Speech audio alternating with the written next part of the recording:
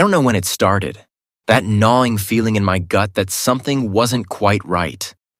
At first, I thought it was just me, Like maybe I was overthinking things because work had been slow, and I suddenly had more time to notice things I'd normally let slide.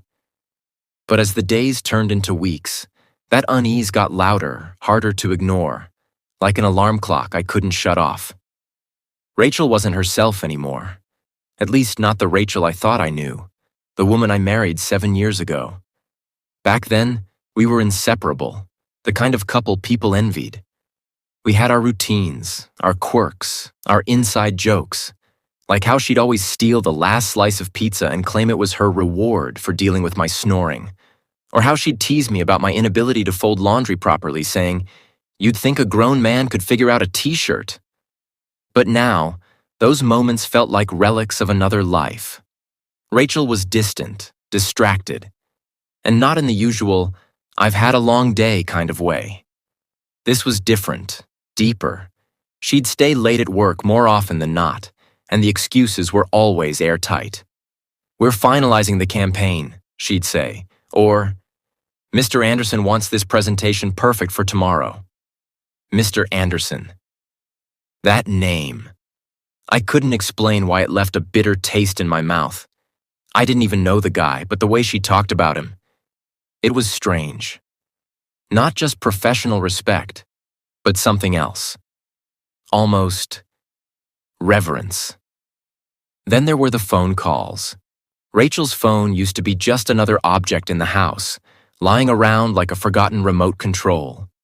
But now, when it buzzed, she'd suddenly spring into action, picking it up and walking into another room.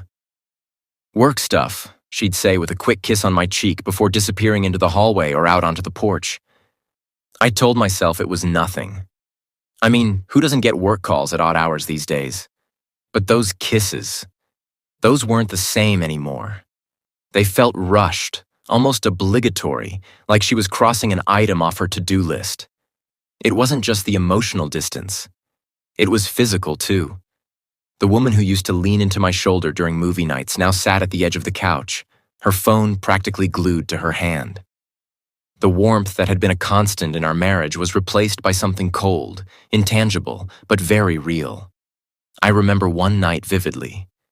We were at the dinner table, and I asked her how her day went. Her face lit up as she talked about a new project, her eyes sparkling in a way I hadn't seen in weeks. But then she said it. Mr. Anderson had this brilliant idea. My stomach clenched. I forced a smile, nodding as if I cared about her boss's brilliance. But inside I felt something crack. I knew I was losing her. To what or whom, I didn't know yet. Still, I tried to shake it off. Maybe I was being paranoid, projecting my own frustrations onto her. Work had been slow for me, and Rachel had always been the ambitious one. Maybe I was just insecure, feeling like I wasn't enough anymore. But deep down, I knew better. Something was wrong. And the worst part? She didn't even seem to notice. It was a Saturday afternoon when everything came crashing down, the kind of day that starts off so ordinary you'd never expect it to end with your life flipped upside down. Rachel had gone out to run some errands, nothing unusual. I stayed home, tidying up the house, a habit of mine when I needed to clear my head. I guess I thought if I could organize the chaos around me, it might help me deal with the chaos brewing inside. Her phone was on the kitchen counter. Normally, I wouldn't touch it. We always had this unspoken rule about privacy. But that day, something felt different. It buzzed, lighting up with a notification. I glanced over, and there it was, a name that made my blood run cold. Anderson. I told myself to let it go, to walk away and not cross that line. But my hands moved before my brain could catch up. I picked up the phone, heart pounding, and saw the preview of the message. "Can't wait to see you Monday. You looked stunning yesterday, as always." My stomach dropped. Stunning yesterday? Yesterday, she'd told me she was working late at the office. I stared at the screen, the words blurring as anger, betrayal, and disbelief battled for dominance in my head. For a moment, I put the phone down and took a deep breath, my hands trembling so badly I couldn't trust myself to act rationally. But that nagging feeling, the one that had been eating away at me for weeks, was screaming now.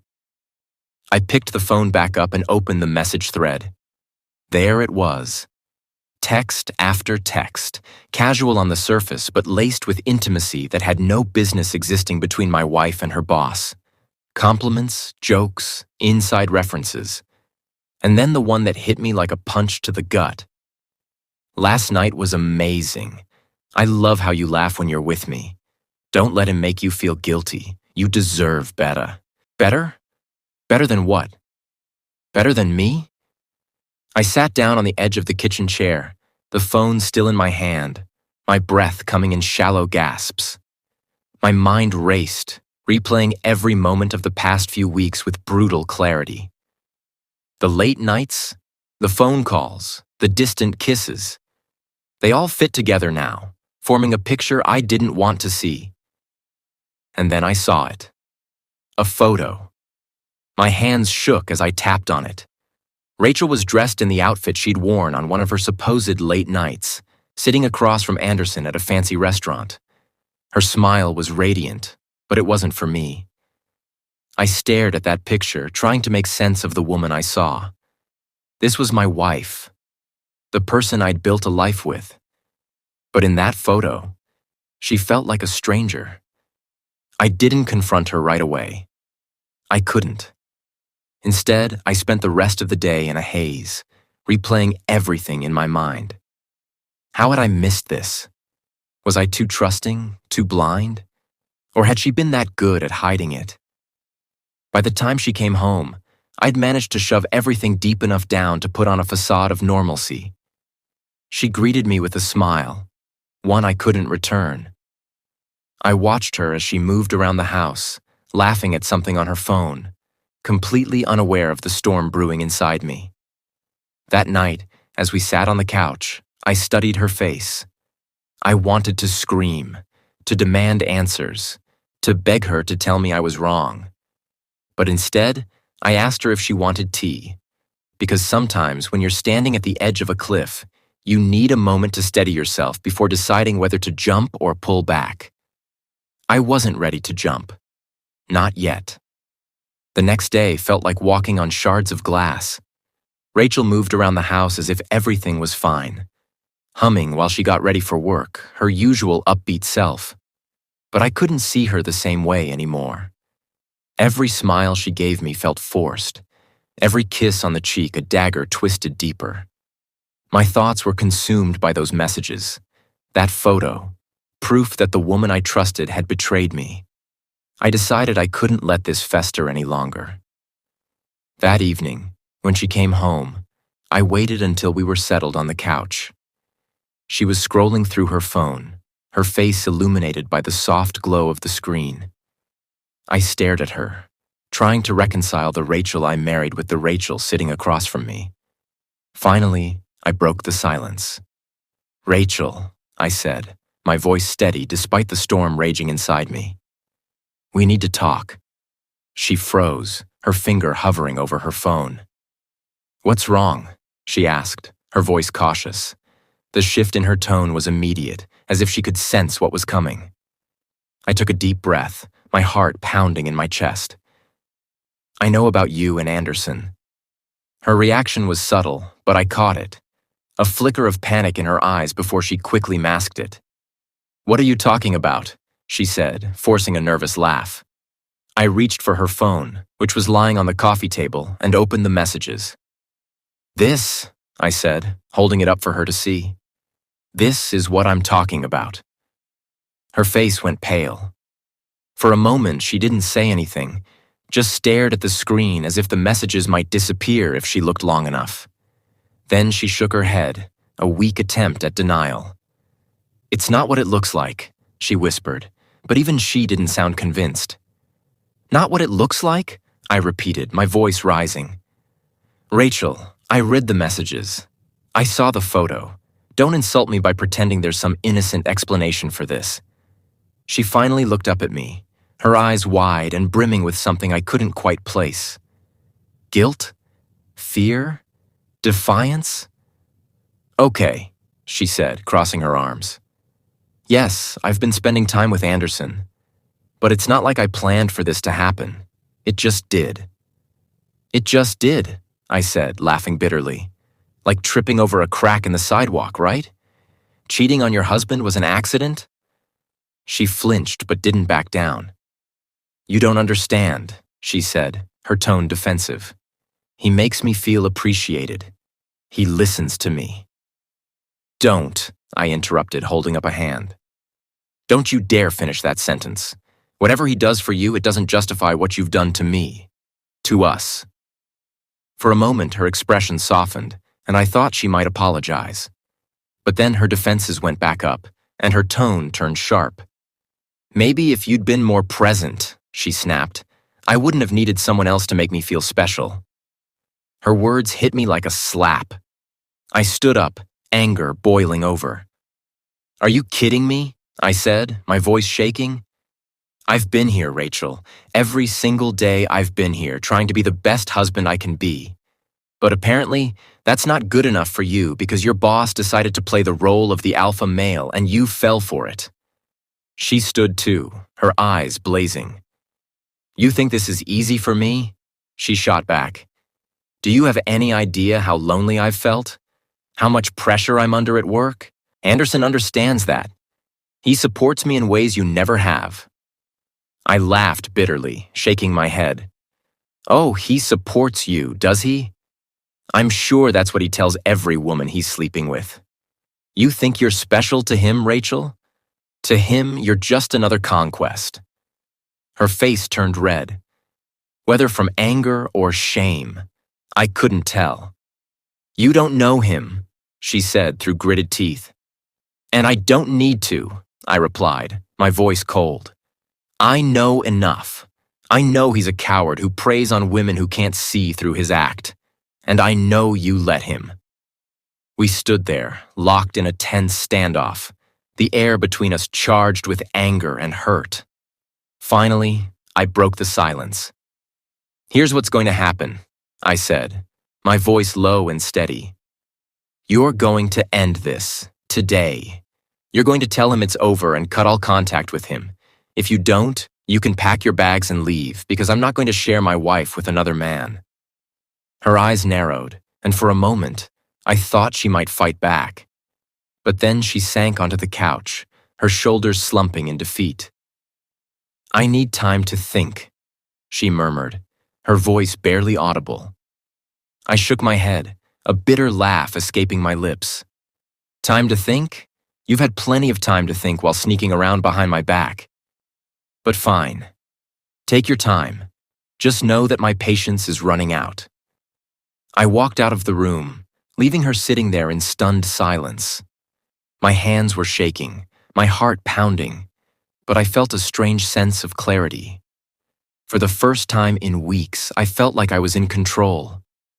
Whether or not our marriage survived would depend on what she chose to do next, but I wasn't going to let her indecision drag me down with her.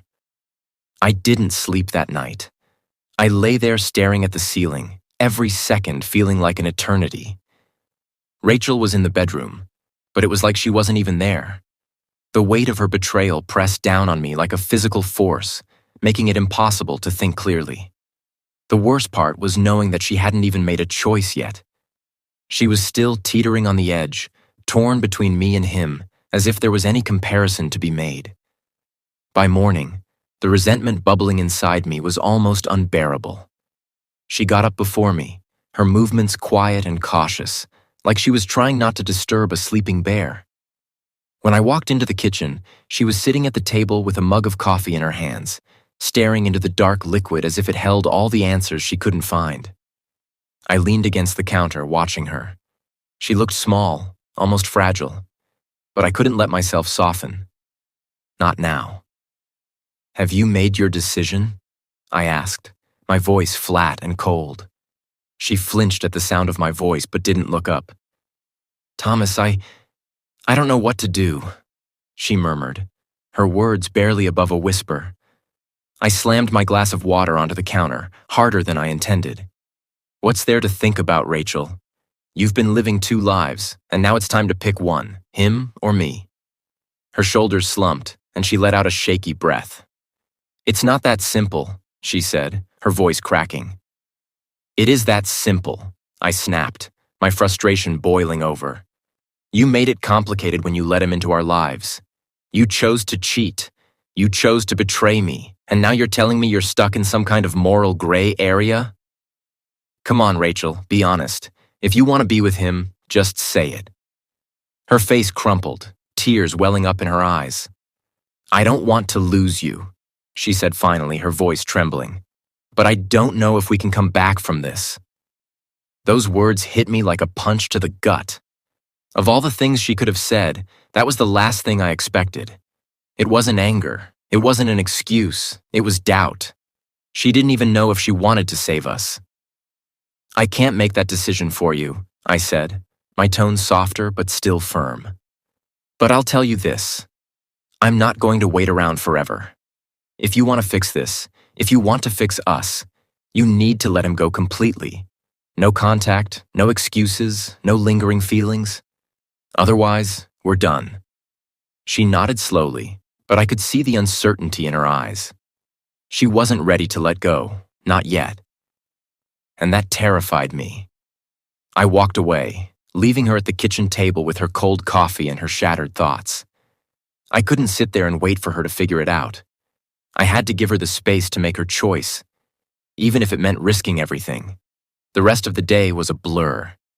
I kept myself busy, cleaning the garage, mowing the lawn, anything to keep my mind off the ticking clock. Rachel stayed in the bedroom most of the day, and I let her. I didn't want to see her, didn't want to hear her. Every time I thought about her hesitating, about her weighing me against Anderson, it made my blood boil. By evening, the tension was suffocating. I was sitting on the couch, staring blankly at the TV, when she finally walked into the living room. Her face was pale, her eyes red and swollen. She looked like she hadn't slept or eaten all day. I need time, she said, her voice barely audible. I stood up, the anger flaring again. Time? I repeated, my voice sharp. You've had time, Rachel, weeks of it. I've been sitting here, waiting, hoping you'd come to your senses. But all you've done is push me further away. So no, you don't get more time. You make your choice tonight, or I'll make it for you. She stared at me, her mouth opening and closing like she wanted to say something but couldn't find the words. Finally, she sank onto the couch, her head in her hands. I can't do this right now, she whispered. I laughed bitterly, shaking my head. Of course you can't, because making a choice would mean taking responsibility for what you've done. And God forbid you have to face the consequences. I walked out of the room, slamming the door behind me. My heart was pounding, my hands shaking, but I didn't regret my words. She needed to understand that this wasn't just about her anymore. This was about us. Our marriage, our life together. And if she couldn't see that, then maybe it was already over. That night, as I lay in bed, staring at the ceiling once again, I realized something. I couldn't wait forever. If Rachel didn't make her choice soon, I'd have to make it for her. And that was a decision I didn't know if I was ready to make. The next morning, I woke up feeling like a tightly wound spring ready to snap. Rachel had left for work without much of a word, just a quick, awkward goodbye that lingered in the air like smoke after a fire. I watched her drive off, wondering if she was heading to work or straight into his arms. My patience, what little of it remained, was gone. I couldn't sit around anymore, waiting for her to decide whether she wanted me or him. That was when it hit me. If Rachel wasn't going to cut Anderson out of her life, maybe it was time I made my stance clear. To him. The drive to her office felt surreal, like I was on autopilot. I kept gripping the steering wheel tighter and tighter, my knuckles white. The thought of confronting him made my blood boil, but it also gave me a twisted sense of purpose. If he thought he could worm his way into my marriage and get away with it, he had another thing coming. Her office building was sleek and modern, a fortress of glass and steel. I parked in the visitor's lot, sat for a moment, and tried to calm my racing heart. This wasn't the smartest move. I knew that. But I didn't care. This wasn't about being smart. It was about being heard. I walked into the lobby, trying to keep my steps steady, my expression neutral. The receptionist greeted me with a polite smile. "Can I help you?" "I'm here to see Mr. Anderson," I said, keeping my voice even. Her eyebrows arched slightly, but she didn't ask questions. She picked up the phone, spoke briefly, then nodded toward the elevators. "Second floor, end of the hallway." As I rode the elevator, my heart pounded harder. When the doors slid open, I stepped into a hallway lined with doors. His office was at the very end, the door wide open. I saw him before he saw me, sitting behind a massive desk, typing on his computer. He looked exactly how I'd imagined. Expensive suit, perfect hair, and an air of smug arrogance that made me want to punch him before I even said a word. "Mr. Anderson," I said, stepping into the room. He looked up, startled for a split second, before his expression shifted to one of amused curiosity. "You must be Thomas," he said, leaning back in his chair. "I've been expecting you." The casualness in his tone made my blood boil. "We need to talk," I said, keeping my voice tight. He gestured to the chair across from his desk. "Please have a seat." "I'm fine standing," I replied coldly. "I know about you and Rachel. I'm here to tell you it ends now." His smirk widened, like he found the whole thing entertaining. "Is that so?" "Yes," I said, my voice firm.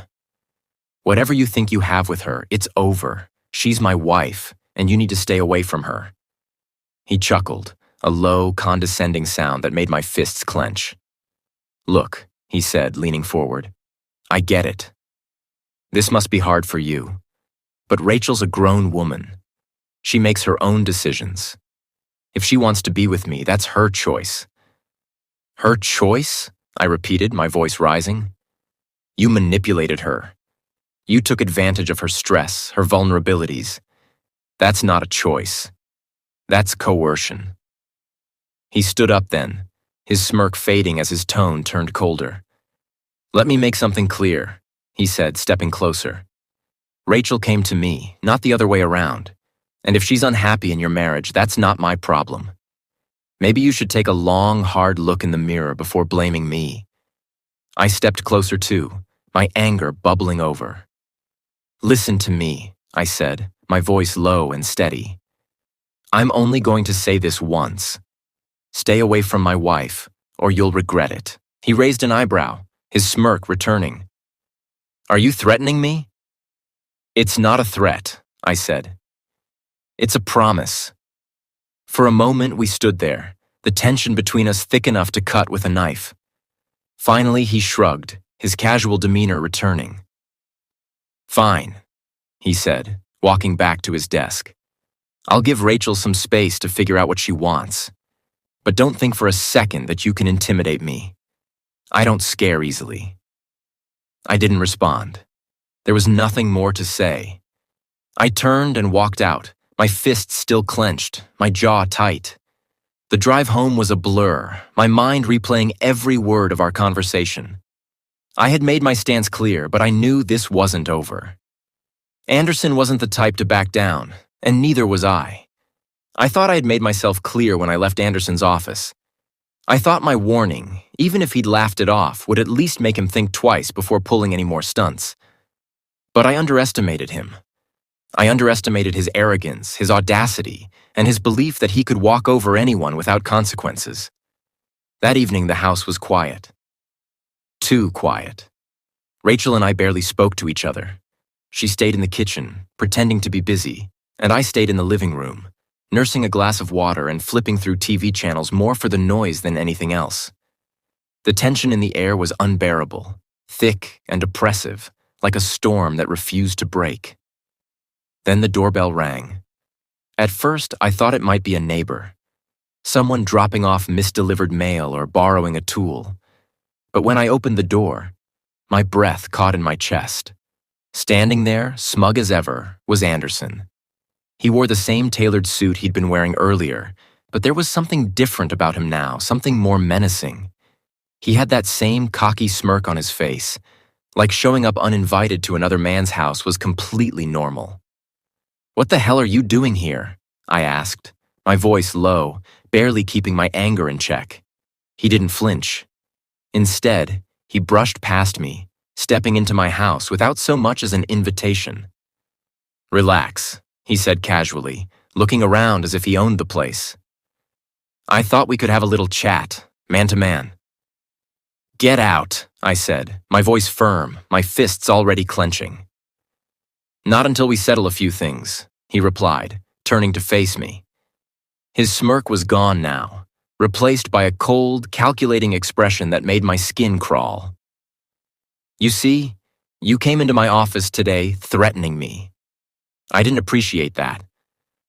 I took a step closer, my jaw tightening. "And yet, here you are, proving my point about being a smug, arrogant—" "Careful," he interrupted, his tone sharp. "You're already in over your head. Let me make something clear. Rachel is with me because she wants to be. You can yell, threaten, or throw tantrums all you want, but you can't change that." His words hit like a punch to the gut. I wanted to scream, to tell him he was wrong, but the confidence in his voice shook me. Before I could respond, Rachel walked into the room. Her eyes widened when she saw him, and she froze, her face pale. "What are you doing here?" she asked, her voice a mixture of shock and nervousness. "Just having a conversation with your husband," he said smoothly, his demeanor shifting to something almost charming. "It seems he's having a hard time understanding the situation." Rachel's gaze darted between us, her hands trembling. "You shouldn't be here," she said, her voice cracking. "Why not?" he asked, stepping closer to her. "I'm just trying to clear the air. Isn't that what you wanted? Honesty?" That was it. I'd had enough. I stepped between them, my body tense, my voice shaking with rage. I said, "Get out." Anderson turned to me, his smirk returning. "Or what?" he asked, leaning in slightly, daring me to make a move. And then it happened. Without warning, he slapped me. A hard, stinging slap that echoed through the room. For a moment, I just stood there, stunned. Rachel gasped, covering her mouth with her hands. Anderson didn't flinch. He just stood there looking at me like I was beneath him. "You don't deserve her," he said, his voice dripping with disdain. "You're weak, pathetic. No wonder she came to me." Time seemed to slow down. The room blurred, and all I could hear was my heartbeat pounding in my ears. My vision tunneled on him, his smug face, his arrogant posture. He had crossed the line, not just as a man, but as a human being. Something inside me snapped. I didn't think. I didn't plan. I just moved. My hand shot out, grabbing his arm before he could step back. His smirk faltered, replaced by surprise and then fear as I twisted his wrist. "You think you can come into my house, insult me, and walk away?" I growled, my voice low and dangerous. He tried to pull away, but I didn't let go. With a surge of strength I didn't know I had, I forced him down, twisting his arm until I heard the sickening crack of bone. He screamed, a high-pitched, panicked sound that only fueled my anger. I let go and he stumbled back, clutching his now useless hand, his face pale with pain. Rachel screamed, rushing forward, but I stopped her with a look. "Stay back," I said, my voice cold. Anderson glared at me, his face twisted in pain. "You're insane," he spat. "You'll pay for this." "Get out of my house," I said, stepping toward him. "And if I ever see you again, you'll leave with more than a broken hand." He didn't argue. He staggered to the door, throwing one last glare over his shoulder before disappearing into the night. I turned to Rachel, who was staring at me like she didn't recognize the man in front of her. "This ends now," I said, my voice trembling with emotion. You decide tonight, Rachel. Him or me. And with that, I walked away, leaving her standing in the wreckage of everything we had built. The house was silent after Anderson left, but it wasn't the peaceful kind of silence. It was the heavy, suffocating kind. The kind that crawls under your skin and makes you want to scream just to break it. Rachel stayed rooted in place by the couch, her face pale, her hands trembling as she stared at the door Anderson had slammed behind him. I didn't know what she was thinking, but I couldn't bring myself to care. My mind was too clouded with anger, betrayal, and the adrenaline from what had just happened. I walked to the bedroom, shutting the door behind me, needing a moment to breathe. My hands were still shaking, my chest heaving with uneven breaths. I'd lost control back there, but I didn't regret it. Not one bit. Anderson deserved worse, but breaking his hand was enough to send a message. As I leaned against the wall, staring at the ceiling, I felt the weight of what I'd said to Rachel before walking away. Him or me. The ultimatum had been boiling inside me for days, weeks even, but saying it out loud had made it real. There was no going back now. She had to choose, and she had to choose tonight. Hours passed. I sat on the edge of the bed, waiting for her to come to me, to say something, anything. But the door didn't open. The silence stretched on, broken only by the occasional creak of the floorboards as she paced the living room. I imagined her, sitting there with her head in her hands, trying to figure out how everything had gone so wrong. I wanted to believe she was regretting her choices, that she was finally starting to see the damage she'd caused. But another part of me, the bitter, wounded part, couldn't help but wonder if she was thinking about him. Was she replaying the fight in her head and wishing she could run after him instead of facing me? By the time I finally stepped out of the bedroom, the house was dark except for the dim glow of the kitchen light. Rachel was sitting at the table, her shoulders slumped, her hands wrapped around a mug of coffee that had long since gone cold. She didn't look up as I walked in, and for a moment, I just stood there, unsure of what to say. "Have you made your decision?" I asked finally, my voice cutting through the quiet like a knife. She flinched, her grip tightening on the mug. "Thomas, I don't know what to do," she said, her voice trembling. I clenched my jaw, trying to keep my anger in check. "What's there to think about, Rachel? You've been living two lives, and now it's time to pick one. Him or me." Her shoulders slumped even further, and she let out a shaky breath. "It's not that simple," she murmured, her words barely audible. I slammed my hand on the counter, the sound echoing through the kitchen. "It is that simple," I snapped. "You made it complicated when you let him into our lives. You chose to cheat. You chose to betray me. And now you're telling me you're stuck in some kind of moral gray area? Be honest, Rachel. If you want to be with him, just say it." Her face crumpled, tears spilling over her cheeks. "I don't want to lose you," she said finally, her voice shaking. "But I don't know if we can come back from this." Her words hit me harder than I expected. I had braced myself for anger, excuses, even for her to choose him. But this? Her doubt, her hesitation, it cut deeper than anything else. It felt like she was dangling our marriage over a cliff, unsure whether to save it or let it fall. "I can't make that decision for you," I said, my tone quieter now but no less firm. "But I'll tell you this. I'm not going to wait forever. If you want to fix this, if you want to fix us, you need to let him go completely. No contact, no excuses, no lingering feelings. Otherwise, we're done." She nodded slowly, her tears falling onto the table. But I wasn't convinced. Words were easy, actions were harder, and right now, I needed more than words. The rest of the night passed in a haze. I went back to the bedroom, leaving her in the kitchen with her thoughts. I didn't sleep. How could I? The woman I loved was out there, wrestling with whether or not she wanted to stay with me. That thought alone was enough to keep me wide awake, staring at the ceiling as the hours dragged by. When I walked back into the kitchen the next morning, Rachel was still sitting at the table, looking as though she hadn't moved all night. Her hair was a mess, her face pale, her eyes red and swollen. She glanced up at me as I entered, and for a moment, neither of us said anything. "I ended it," she said finally, her voice hoarse. I raised an eyebrow, unsure whether to believe her. "Just like that?" She nodded, her hands trembling as she pushed her phone across the table toward me. "I called him last night. I told him it was over and that I didn't want any more contact with him. I blocked his number. It's done." I picked up the phone, scrolling through her messages. Sure enough, there it was. A final text to Anderson, short and to the point. "It's over." It was what I'd wanted to hear, but the doubt lingered.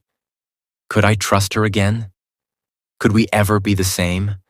I should have felt relieved when Rachel told me she ended it, but relief didn't come. Instead, there was this hollow, gnawing emptiness in its place. The words were there. It's over. But they didn't erase the texts, the photo, or the betrayal. Trust isn't something you can snap back into place like a broken branch. It takes time. And even then, the cracks remain. The first few days were unbearable. Rachel tried to stay out of my way, hovering around the house like a shadow. She would glance at me, her eyes filled with regret and something that looked like fear, but I couldn't bring myself to comfort her. I didn't know if I wanted to. I was too angry, too hurt. The woman I had trusted more than anyone had lied to me, and now we were both stuck in the fallout. She quit her job 3 days later. I came home from running errands to find her sitting at the kitchen table, her resignation letter folded neatly in front of her. "I can't work there anymore," she said quietly, not meeting my eyes. I nodded, unsure of how to respond. Part of me wanted to see it as a good sign, a step towards severing the ties that had pulled us apart. But another part of me wondered if it was just guilt pushing her to extremes. Was this her way of trying to prove something to me, or was it genuine? The resignation marked a shift in our dynamic, but it didn't magically fix things. We were like two strangers living under the same roof, tiptoeing around each other, careful not to set off the landmines buried in every corner of our home. Conversations were short, tense, meals were eaten in silence. And at night, I would lie awake, staring at the ceiling, wondering if we'd ever find our way back to what we once had. The anger simmered quietly beneath the surface, boiling over in small, cutting remarks I couldn't hold back. "You're awfully quiet," I said one evening as we sat at the dinner table. "Thinking about him?" Rachel froze, her fork hovering midair.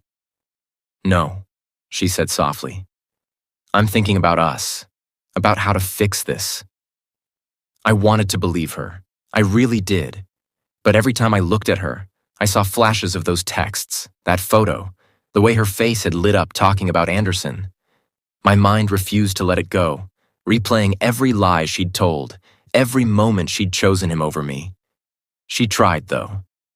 I have to give her that. She started cooking my favorite meals, planning little outings for us, even bringing home a book on marriage counseling. At first, I brushed off her efforts, too wrapped up in my own bitterness to care. But over time, something started to shift. It was subtle, like a small crack of light breaking through the darkness. One night, as we sat on the couch watching a movie, Rachel turned to me, her eyes brimming with unshed tears. "I know I've hurt you more than I can ever make up for," she said, her voice trembling. "But I'm not giving up on us. Even if it takes the rest of my life, I'll do whatever it takes to earn your forgiveness." Her words caught me off guard. For the first time in weeks, I saw the pain in her eyes. The pain of someone who knew they had made a terrible mistake and was desperate to make things right. It didn't erase what she'd done, but it softened something inside me. The next day, we started counseling. I wasn't thrilled about the idea, sitting in a stranger's office, airing out all our dirty laundry, But I knew we couldn't fix this on our own. The sessions were tough, forcing us to confront the hard truths we'd both been avoiding. One afternoon, during a particularly emotional session, Rachel broke down completely. "I don't know why I let it happen," she sobbed. "I was lonely, and he made me feel wanted. But it wasn't real. It was selfish and stupid, and I hate myself for what I did to you." Her tears were raw, unfiltered. For the first time, I saw just how deeply she regretted her actions. And as much as I wanted to hold on to my anger, I couldn't. Seeing her like that, so broken, so vulnerable, reminded me of the woman I fell in love with. The woman I still loved, despite everything. It didn't happen overnight, but slowly I began to let go of the anger. We started talking more, laughing occasionally, finding little pieces of joy in the wreckage of our marriage. It wasn't perfect, and it probably never would be. But it was progress. Rebuilding trust is harder than breaking it. That's something I learned the hard way.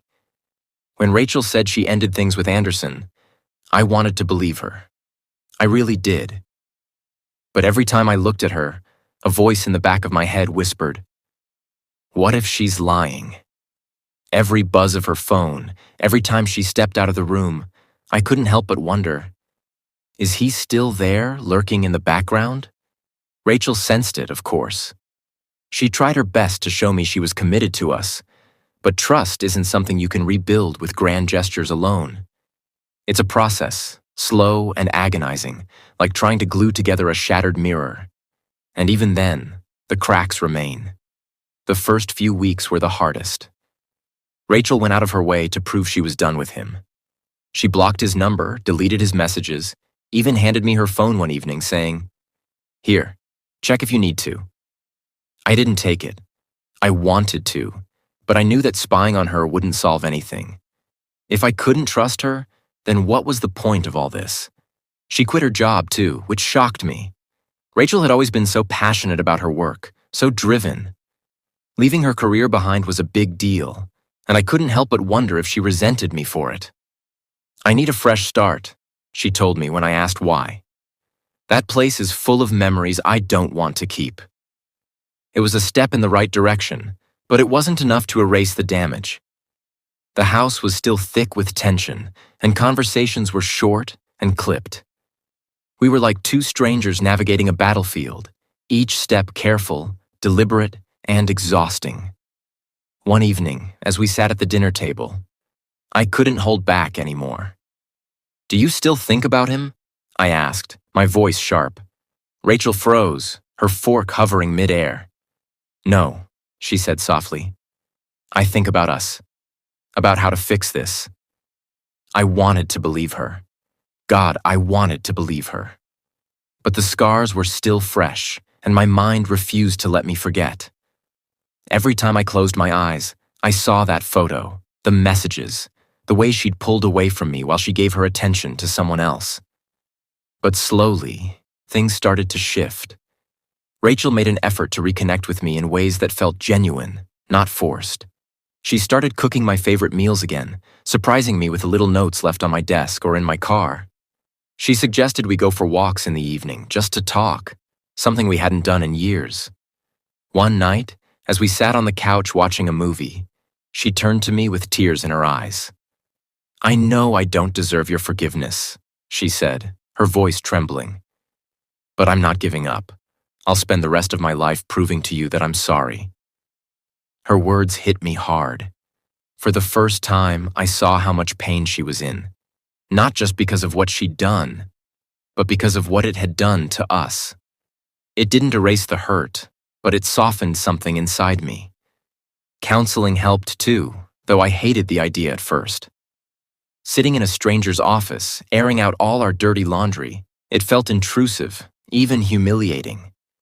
But Rachel insisted, and deep down, I knew we couldn't fix this on our own. Our counselor was blunt, which I appreciated. She didn't take sides or sugarcoat things.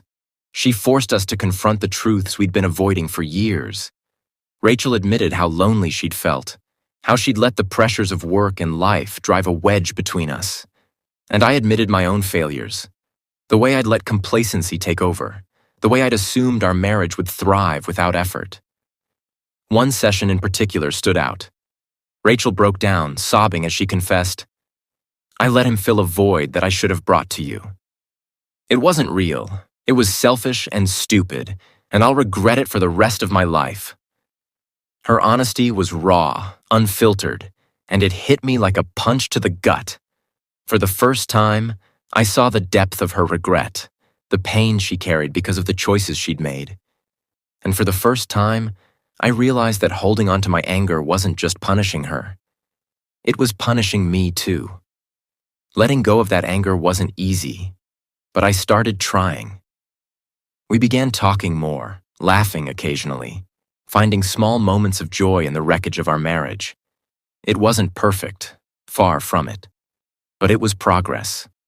Rebuilding trust is like planting a garden after a wildfire. The ground is scorched, barren, and it feels impossible to believe anything will grow again.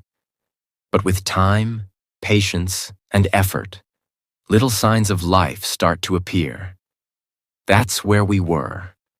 A fragile beginning, but a beginning nonetheless. Months passed, and slowly, painfully, Rachel and I began to piece our lives back together.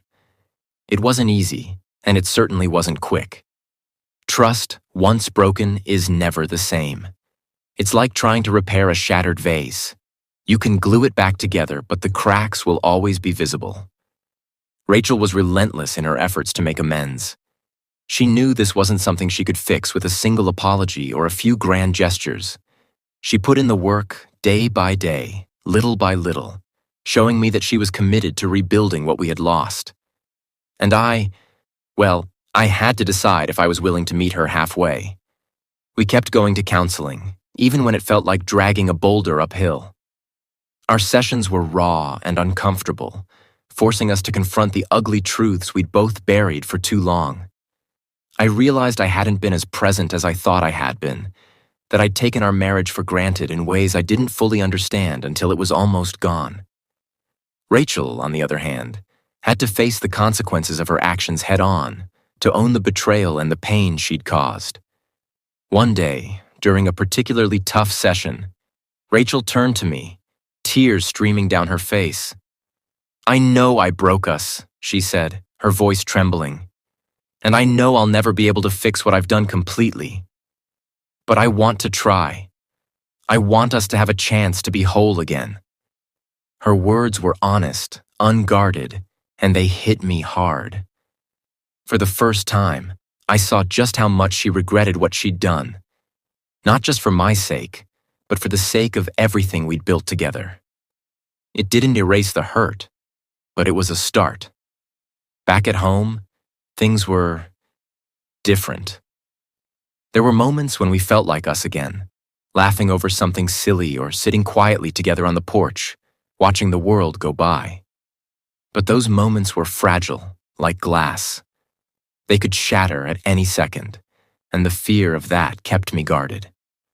One evening, as we sat on the couch, Rachel leaned into me for the first time in months. It was a small gesture, but it felt monumental. "I miss this," she whispered. "I miss us." "I miss us too," I admitted, though the words felt heavy in my mouth. "But it's going to take time, Rachel. A lot of time." "I know," she said, her voice soft. "And I'm okay with that. As long as we're trying, I'm okay with it." We started finding our way back to each other, one step at a time. Rachel surprised me with little things, making my favorite meal, leaving a note on my pillow, suggesting a weekend getaway just for us. At first, I was skeptical, thinking it was just guilt driving her actions. But over time, I saw the sincerity in her efforts. She wasn't trying to win me over. She was trying to show me that she was all in.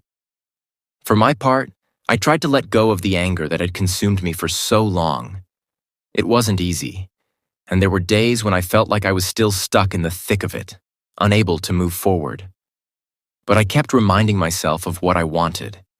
Not revenge, not bitterness, but a marriage that could survive the storm we'd been through. One evening, as we sat on the porch, the sun dipping below the horizon, Rachel reached for my hand. "Do you think we'll ever be okay again?" she asked, her voice barely audible. I looked at her, really looked at her, and for the first time in a long while, I didn't see the woman who had betrayed me. I saw the woman I fell in love with. The woman who had made a terrible mistake but was trying with everything she had to make it right. "I don't know," I said honestly, "but I think we're starting to be. And maybe that's enough for now." She nodded, her fingers tightening around mine. "It's enough for me. The truth is, I didn't know where we'd end up. Maybe we'd rebuild something stronger, or maybe the cracks would eventually pull us apart. But for now, we had a fragile hope, a tentative new beginning. And sometimes that's all you need to keep going."